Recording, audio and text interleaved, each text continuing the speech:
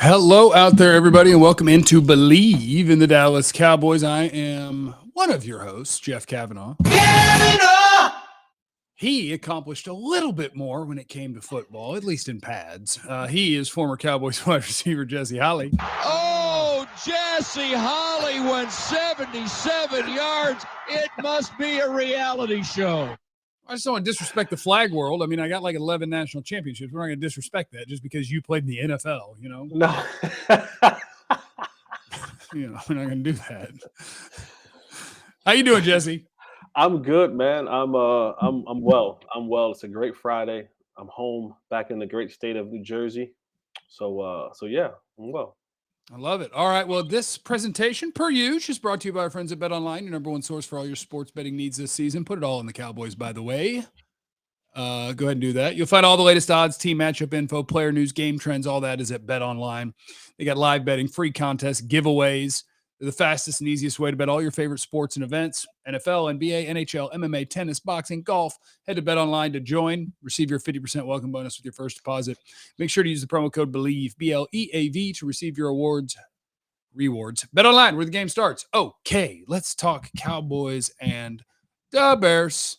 What are you going to be for Halloween, Jesse? You don't do that? Booked and bothered. I don't know. No. You like go to a party or nothing? I got a friend having a party tonight.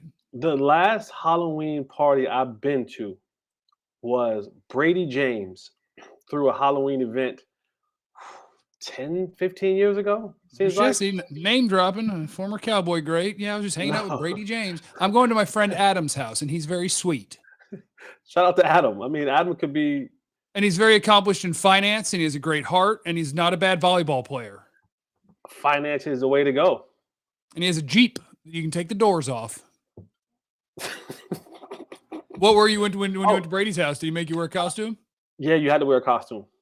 I went as a cowboy. How lame is that, right? But I went like a real cowboy. I had like the Wranglers. Yeah.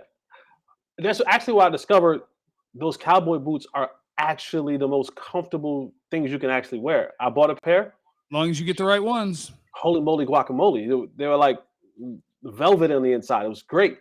I had the tight jeans, the big belt. I had the what is it called? The little bolo tie. Okay. I had a nice little 10-gallon. That's hot. Yeah. That is hot. Chicago Bears. Dallas. I had a date too. It was Cowboys and Indians. She dressed up as a little Indian. I don't think you can do that anymore. Oh no? I don't know. I mean, we had to change team names if you were named that. I just don't know if we can. Oh. Yeah, I don't know if we can do that. That's why I'm like going 10, as 15 years ago then. That's why I'm going as Hagrid. You see, it's Norbert, his little dragon right here, little plush toy. He's a little bigger than I meant to have, but I'm like duct tape him to my arm, and I'm gonna wear the whole thing. But I don't think I have any brown pants, so I don't know. I'm gonna have to figure that out. But we're not gonna worry about that. Walmart. Yeah, well, I'm too lazy. Everything I ordered came to my front door. I Literally, did not get anything. Opened the packages before we went on. Yeah, I knew my dragon was here, and my mug, which isn't as big as I thought it would be, drinking mug. Don't worry about that. Cowboys are going to play the Bears, and the Bears just won, and they smoked the Patriots. But yet, watching the Bears, I'm pretty sure they suck, Jesse. So if you are looking at the Chicago Bears, is there anything other than what if they run for 5 yards per carry and run it 60 times that worries you about the Bears? That right there. So there's three things that kind of worries me about this game. I would say one, the Cowboys, quiet as it's kept, it's a banged up group. This group is a little tender. And so I don't know how everyone is dealing and faring with their injuries. So coming into this game, being ready to deal with that. I think the second thing is, have we learned from our prior mistakes in the running game? You talked about it. We talked about it. It's now 11 on 11 because of the running ability of Justin Fields. So if you're not gap sound and integrity sound and ready to come and fight through blockers, student body, they like run like quarterback, student body right, quarterback, student body left, right. If you're not ready to take on that and win on a lot of those battles, they'll do it to you all game. And then the third thing is, this is just human nature. You take a breath because what do you see on the horizon? The bye. The bye week. The And as a bye. former player, I can tell you, and I harken back to the great game we played against the Detroit Lions many, many, many years ago, where people were saying that Romo threw the game because he had those late interceptions that they came back and won. Well, and because one of them was to Bobby Carpenter, one of his best friends. Yeah. But I can promise you, in the first half of that game, we were smoking Detroit. Do you want to know what the conversation was on the sideline? Where you're going, Vegas, Cabo, whatever. Who's getting the private jet so we can go to Vegas? Uh-huh. And it was like, listen, if we all just chip in, we could just all jump on this jet. We'll be in Vegas. We'll be in Vegas before the sun goes down tonight. I mean, like, this was the conversation. And it was me and it was a host of other offensive, defensive players talking about what we were getting ready to do on this bye. And we lost. Yeah. And so that's a real possibility. The guys looking ahead of this matchup and thinking to themselves, this could be one of those things where you just look past this team, get ready for the bye, and then boom, they run up on you. There's one thing that this kind of just popped into my head. I did a whole damn radio show from 7 to 11 a.m. this morning on 97.1 The Freak. Home of the Mavericks. 7 to 11 Monday through Friday. You can use the iHeartRadio. You could also use the iHeartRadio app if you wanted to listen to 97.1 The Freak, and that is a way that you would hear me broadcast. But I didn't talk about this all day and I just thought of it, is if I'm Dan Quinn, I don't know if the experiment is over because pass rush is more important than linebacker, but if you view them kind of equally, or like I'm going to use Micah in the best way I could, I wonder if this would be a Micah play some linebacker week where Justin's going to run, the running backs are going to run. They're probably going to call, if you're beating them by 100, they'll start calling pass plays, but in a perfect world, they're going to call 15 pass plays. I wonder if you might want Micah running around. I think the Micah Parsons linebacker days, at least probably for most part of this year, are done. I mean, look at the numbers, the way he started at and where he's at now. He is solely playing defensive end. For whatever reason, they feel like that's the best place for him. But I agree with you. Like, maybe this is one of those games, but I don't know if you're only gonna get 20 pass rush snaps. Like I'm a pass rushes king guy. I'll take pass rush over anything on defense. I don't give half a crap about a linebacker if you're not rushing the passer. Like if you can cover, great. Other than that, whatever. You're all the same to me. If you can rush the passer, you're a beast. They don't want to pass. Right. Yeah, it's gonna be interesting because moving him back there now, does that hurt your rotation of what you had at defensive line? Right. Those Bar's an adult who hadn't played that well. So come stand next to me. You'll be back out there next week. Leighton's an adult who's played okay. Just come stand next to me sometimes. We'll be fine. I think early on in this game, you'll see the introduction of Johnathan Hankins, because to them, that's going to be that guy who's the two gapper and the block eaters. And now you can kind of go and say, okay, Anthony Barr, okay, Leighton Vander Esch, we've gotten a guy now. So those guards and centers and other people can't get up on you so fast. You should be scraping. You should be running those gaps and making those tackles. And then if that doesn't happen, maybe in the second half, you make the adjustment and go, all right, big boys, we tried to give you a chance. We even brought this big guy in here, and you're just not quite cutting it. And they got 150 rushing yards already. So we need to put Micah back there so that we can stop this thing some way, somehow.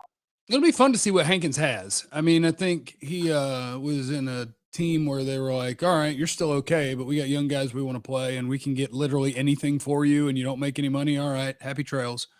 But I do think he's better than, this hurts me to say, Neville Gallimore, better than Carlos Watkins, and I think that's why they added him. Like, I think the Cowboys aren't crazy. They don't think that they just traded for prime Snacks Harrison, but they were like, he could get in the way better than our dudes who are supposed to be getting in the way. And so for 15 to 20 snaps, can you give me a good chance for my linebackers? Can you just be a big old girthy boy? That's all I'm asking. That's all I ask. And I think it also it should light the fire under those other guys. Because anytime you bring in a position that, as the year started, you were supposed to be the guy or the guys at that position, and then they go and trade assets to bring another guy in, that is a clear indication that you and your counterparts were not those guys. So maybe that sparks a little bit of a fire into Neville, into Bohanna, into Watkins, into Tristan's been playing pretty decent this year, but maybe it sparks a little bit more to those guys that go, damn, bro, they brought in someone else.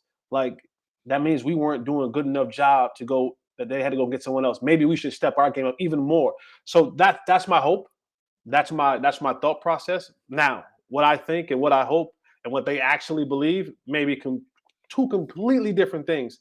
But if you can get some guys now that I feel a little bit more motivated inside, because I do think, honestly, Jeff, I think up front, the sack party mantra has taken over. And I think guys have been more interested in trying to get to the sack so that didn't come out right. I think more guys were interested in trying to get to the quarterback. They forget about the running back. For the sack. That they just like, run game, schmunt game. Like, let's go get sacks. You know what I'm saying? And so I know what gap I'm supposed to have, but watch me fire around that gap because I'm getting home. And it's just like, and then it's like, well, Micah's back there somewhere. He'll clean it up. You know what I mean? Yeah, and the thing is that he's actually the one who's in front of you getting to the quarterback, and he's going to run back past you to go clean it up. So hopefully this is a reminder and a refresher to those guys that, hey, you know what? We do actually have to stop the run first, because if we do that, it's like this. It's like they always say in basketball, like the guy who screens gets open shots. Like if you're willing to dedicate your body to setting a solid screen for Luka, then you're probably going to get an open shot at some point in time. And he's going to find you.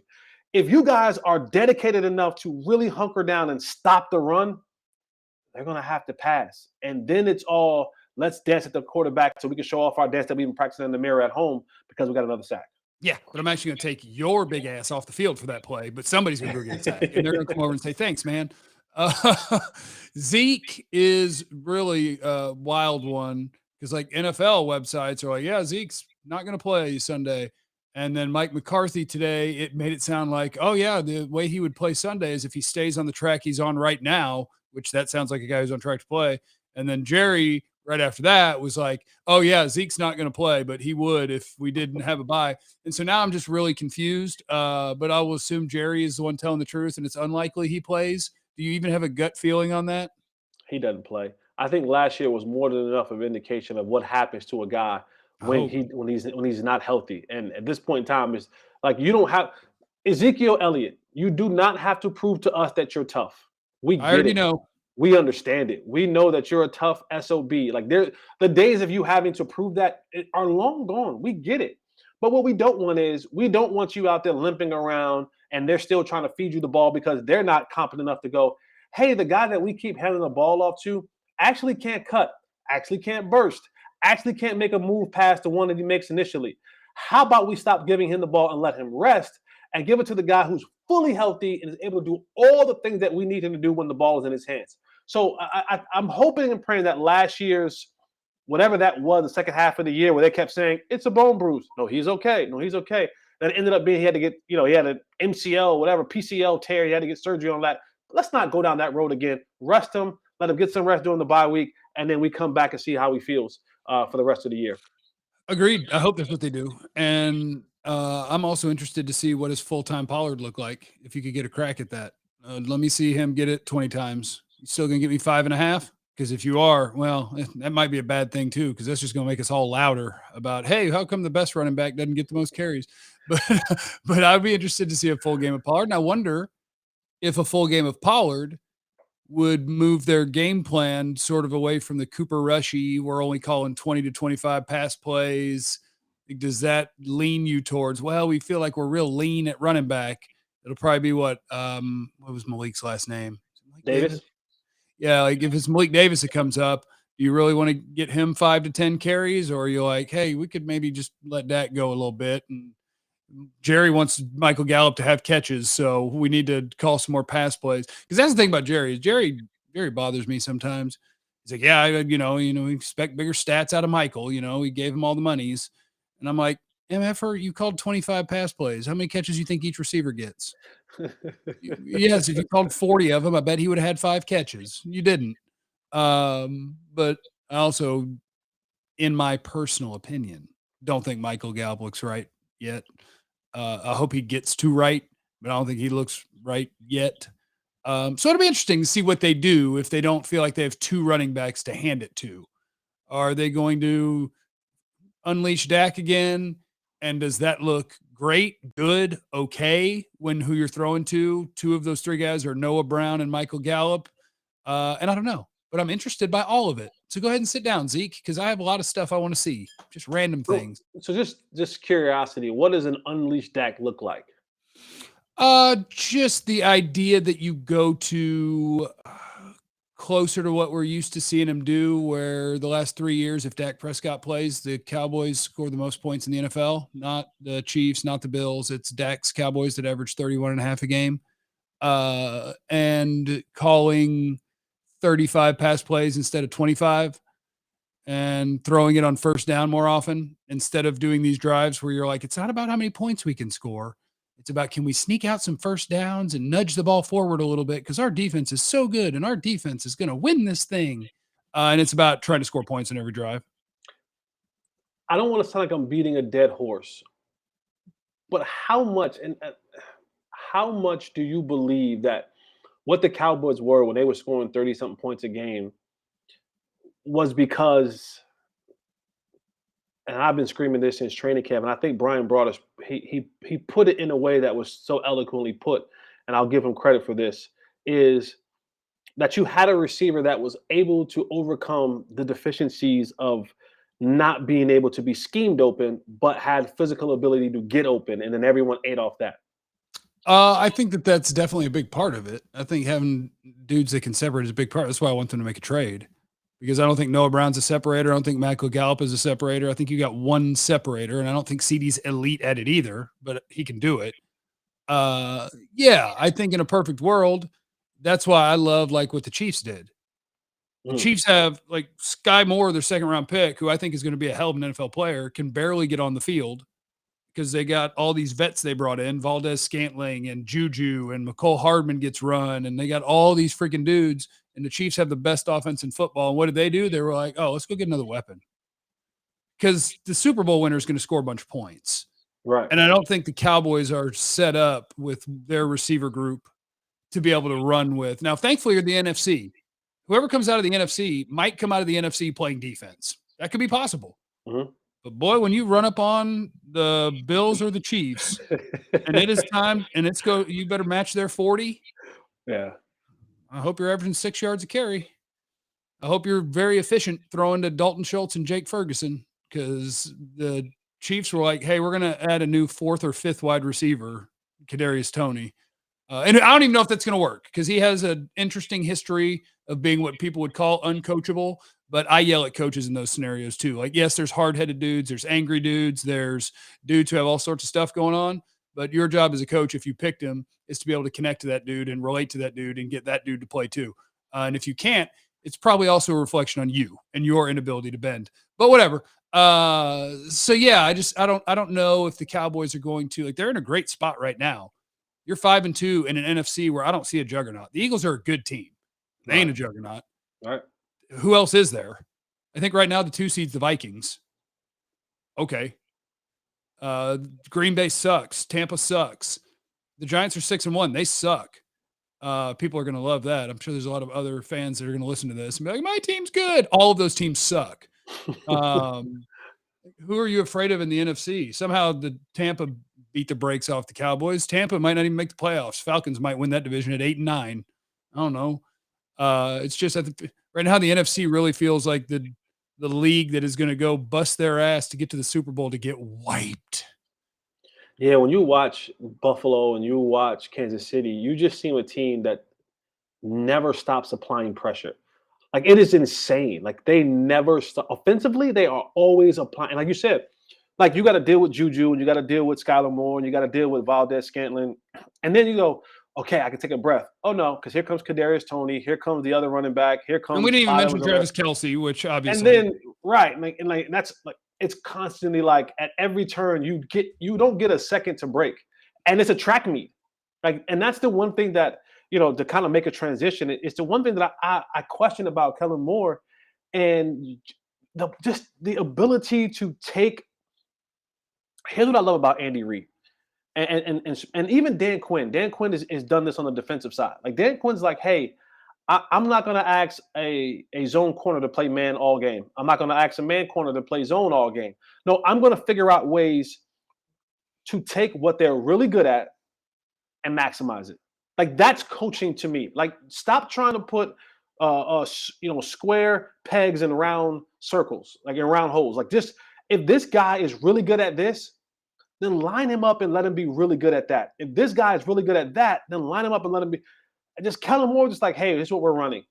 And they don't utilize the talent that they have, because to me, there aren't a reason why we shouldn't be able to take the speed and the open field ability of a guy like Cavanaugh Turpin and do something other than run a reverse or a bubble screen. Okay, I'm doing a timeout sign if you listen to just the audio form, which is why Jesse shut down there, because that's something I wanted to ask you about. Like, Cavanaugh Turpin got kicked out of TCU because he had a domestic violence situation that he has admitted and taken accountability for and all that. So, like, we're not going to do the moral sports debate at this point because everybody signs lots of people who have lots of stuff. Mm-hmm. My question is, and maybe you answered it with that, is if the NFL or teams in the NFL thought that he was a capable NFL receiver and was going to be one of the best return men in the country, even with all that going on, wouldn't he have been in the league earlier? Is there guys like that where you're just like, he's not capable for whatever reason of lining up and running all the routes? Because they clearly don't trust him. Otherwise they would, because they don't have a good receiving core. Having him out there would be great. Like, I'll give you a perfect example. The guy that I beat in fourth and long is a guy by the name of Andrew Hawkins. And during his time in the league, Andrew Hawkins was probably the toughest one-on-one cover in the league. You could not press him. Teams missed on him. He played in the CFL. I mean, so at times you get missed because of your size or whatever those things may be.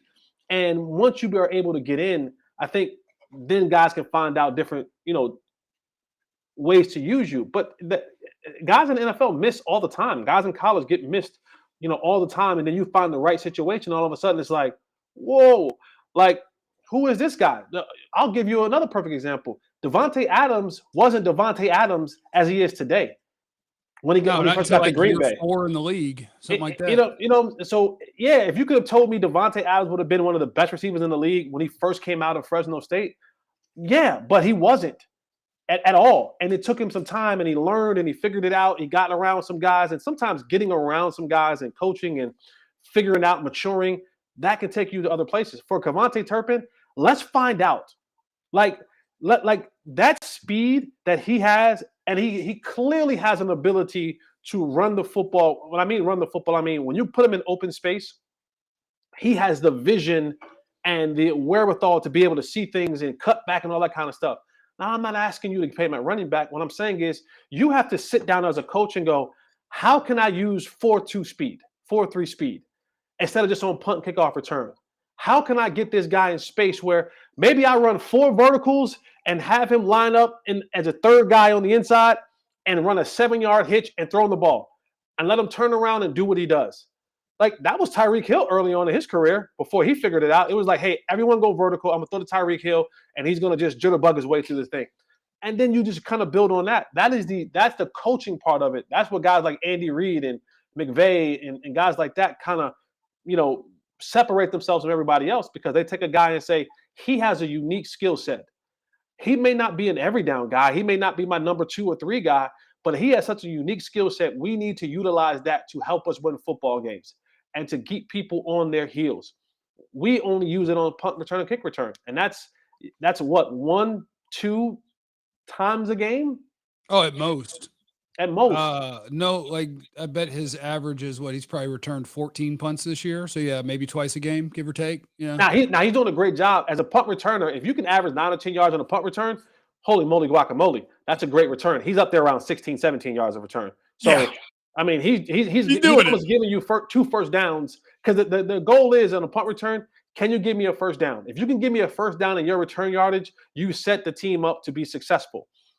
If you're giving me almost 2 first downs, you're doing well above what we expected or could even imagine. So, but I just would like to see guys, Tony Pollard, use him more than just handing him the ball off. Use guys like Cavanaugh Turpin. Find out what these guys' strengths are and try to use those to the best ability of your program. I would like to see a fairly clean game from the offense where Dak plays well and they hang 30 on the Bears. Because if that happens, people will start piecing this together. We'll be like, oh, okay, their offense is pretty good again. They have one of the best defenses in football. They have the best return game in football. They make their kicks. Like people are going to look around and go, oh, is this the best team in the NFC? And that could be fun. So Cowboys, do what I'm predicting you to do. 30-16, move it on down the road. What's your prediction? I got 24-10. The only thing that I'm picking 30, but there's part of my brain that's screaming, the Bears are going to have like 2 drives in this game, that between those 2 drives, it's going to take 20 minutes. Yep. It's going to equal 6 points total, but you're going to lose a lot of time to be trying to score points. And so it's going to end up like Cowboys killed them 20-6. And I'm like, damn it. So Bears, throw the ball a couple times, let's trade possessions. Let's score points. Let's have some fun, damn it. Is there anything left on your plate before we get up out of here? No, that's pretty much it. Oh, Stephen Jones. I saw Stephen Jones in the hallway the other day before I left. And He said he missed me? No, he didn't say that at all. Oh. He gave. I'm not sure if this is my computer or yours, Jesse. I can hear you through the way we are set up, but I can't hear you on the screen. And I think you might have lagged out or something. Oh, he's gone. And look, I'm now a split screen man. How do I get rid of that? All right, everybody. Much love, because I don't know how to get rid of this. If I just do this. How about that? Yeah. All right. Well, there you go. Cowboys are going to whoop them. It's going to be a lot of fun. Oh, here's Jesse's face. Oh, I'm back. Corner, though. Woo, woo. There we go. What did Steven say? Did something happen terribly wrong? No, he was filling me up a little bit. He was like, man, you still like you can go out there and go and do it. So I was like, all right, cool, boss. But you want to hire me? And he's like, he walked off laughing at me, but it's all good. Yeah, because that'd be quick. That'd be a quick. That's in this show. That'd be a quick 300K. All right. Remember, you have no idea what anybody's going through. Be cool to everyone. We love you. This is brought to you by Bet Online. Be easy.